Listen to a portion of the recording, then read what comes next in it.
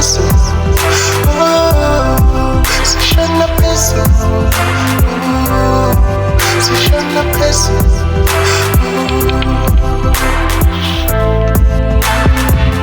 Ngivukelwa uNembezo uyangibalisela ukukhuluma nami.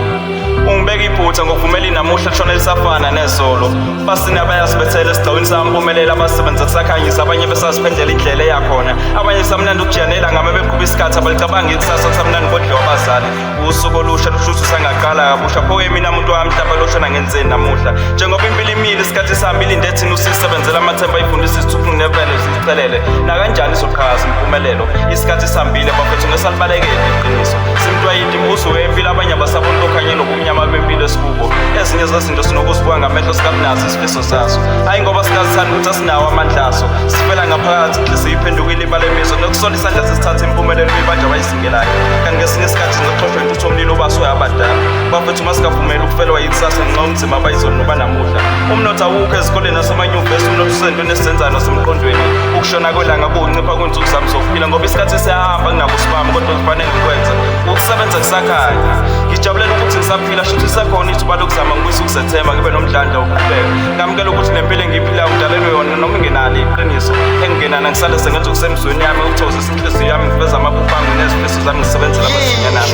Ngisho mase ngihlule ngamagama ajule ngithatha ubucabanga nobucuku uvume ngeqiniso elibanzi liqhamuke majukujuku uthi imbongi yesililo uyiciko ngithe yisho. Ngisho mase ngifela ukhondo amadoda ungangidlela amandla ami ngibhala ngalala incenga kona unconyo wena. Ngibhala ngikhala ngibalisa ngakha ngibuyisa ngibusisa kuyoba nini abantu ngibukisa yisho mase inyembezi zami izwele kuwena ngoba zwele phansi mangilila ngibhala ngibulala insizwa zami ngomqondo ngizama khona nokuhlalisa impilo yami yangokusa yisho ukuthi ungihle kwakhe kona lokho nginganisela inhlanhla empilweni emhlabeni ezweni ekuseni emini ntambama ngokusa la ngentatho ukuthi bengihlala ngithandazela ikusasa ningakhali bantwana uma wena bengibulali ngoba kusakusa yisho ukuthi izona okuzenza izona lezi ezivalela usana lakhe indlela eziyaphambili ngoba izono zabazali zizwele ingane nasesitulweni nasesilalweni siqhamuka kude bubuze nasenzalweni ngithi yisho ukuthi wabulala obaba ngenhloso yemali noma lokho impumelelo yayicikiza babe nayo wathula wanquma abantu bengazi kusayiyona impande yesono yisho ukuthi wachitha igazi labafowenu odadweni ngesizathu samafa wathuma walwiswa nqaphisa ngesizathu sokuthatha wonke amafa abafowenu